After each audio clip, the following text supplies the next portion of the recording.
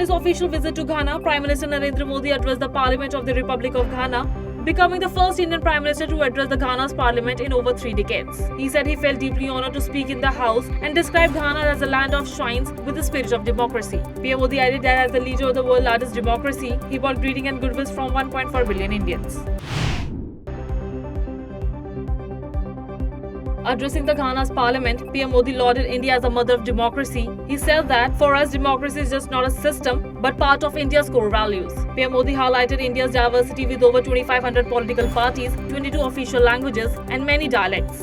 He also spoke about global challenges like climate change, pandemic, terrorism, and cyber threats, calling for reform in global governance. He proudly mentioned the African Union's G20 membership and invited Ghana's lawmaker to visit India's new parliament. Highlighting India's progress, he asserted that India will soon be the world's third largest economy. India strongly objected to China's claim that it must approve the next Dalai Lama. Union Minister Kiren Rijiju said only the Dalai Lama can decide his successor. Rijiju is in Dharamshala for the Dalai Lama's 90th birthday, calling it a pure religious event and global spiritual significance. The UK's F-35E fighter jet, grounded at Thiruvananthapuram airport since June 14, will now be dismantled and taken back to the UK in a C-17 aircraft. It can't be fixed on site. A British team will arrive soon. The UK will clear all dues before transporting the jet.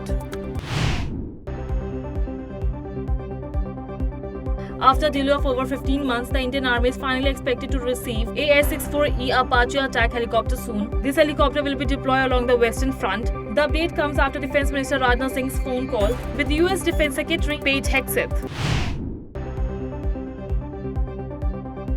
Diljit Dosanjh has shared a video from the sets of Border 2 confirming he is still a part of the film, despite backlash over the previous work with Pakistani actor Hani Ahmed. This has angered netizens, with many calling a boycott of the film. Critics slammed the producer for ignoring the public sentiments. FWICE President B.N. Tiwari confirmed that Bhushan Kumar requested Diljit's return and the ban was lifted.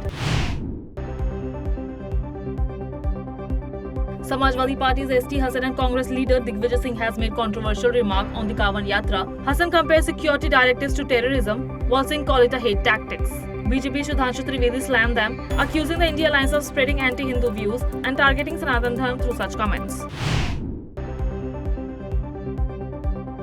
A controversy has erupted in Karnataka after a viral video shows CM Siddaramaiah raising his hands as ASP Narayana V. Baramani on stage. Feeling insulted, Baramani has now applied for VRS despite requests from the CM and Home Minister. The officer remains firm on leaving the job.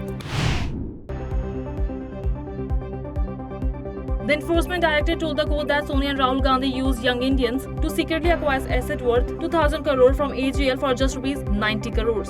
The agency claimed this was done to avoid attention on Congress. The court called it a peculiar case involving shareholder fraud. In UK's Leicester, a 56-year-old Neela Patil of Indian origin died by being attacked by the pedestrian. She suffered a head injury and later died in hospital. Police have charged 23-year-old Michael with her murder. He faces more charges, including drug offences and assaulting a police officer. US President Donald Trump criticized his own party on Wednesday night as House Republicans struggled to pass his domestic tax bill. 5 GOP members voted no, putting the bill at risk. The vote remained undecided by Thursday morning, with 8 Republicans still not casting their votes. Defence Minister Rajnath Singh at the BJP State Executive meeting in Patna announced that PM Modi and CM Nitish Kumar will be NDA's faces in upcoming Bihar elections. He urged workers to spread Modi's government development and call the opposition power hungry. He stressed Bihar's progress is possible only under NDA.